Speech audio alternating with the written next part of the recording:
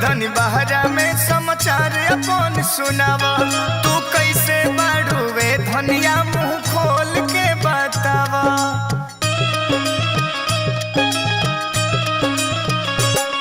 हम ठीक बनी धनी बहरा में समाचार अपन सुनावा। तू कैसे बाड़ूवे धनिया मुंह खोल के बतावा।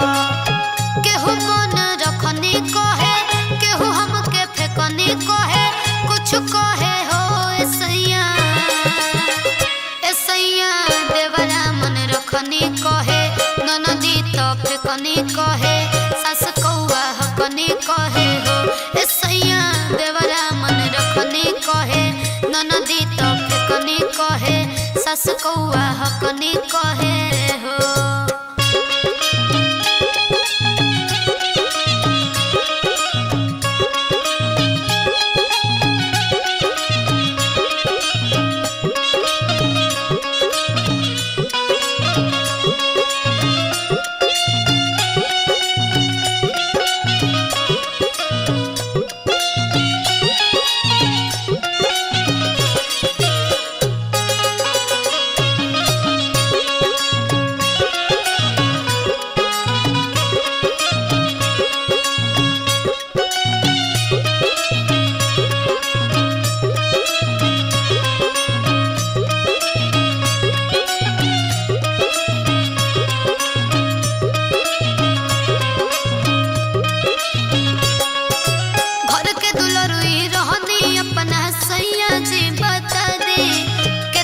प्यार करत रहे मम्मी ननदो के समझा दी।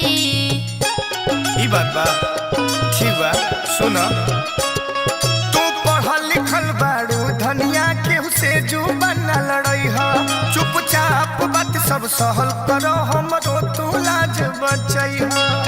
केहू तिरछा तकनी कहे, केहू बात पकनी कहे, कुछ कहे हो ऐसैया ऐसैया देवरा मन रखनी कहे, ननदी तो फेकनी कहे, सास कौआ हकनी कहे हो ऐसैया देवरा मन रखनी कहे, ननदी तो फेकनी कहे, सास कौआ हकनी कहे हो।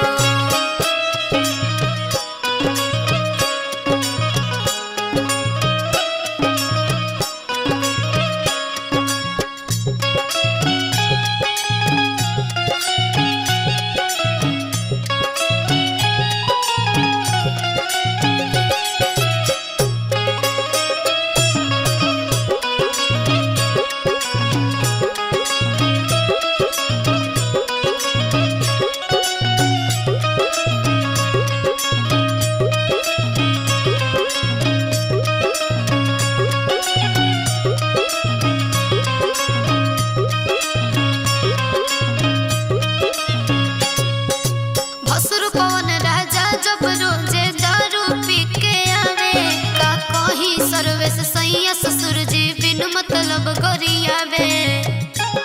हम तो पागल बनी जी सही में। टाइम से खइहा पीहा हो धन जुल्म बटे बड़े काफी। चल घर परिवार सबका ओर से धन मांगतनी हम माफी।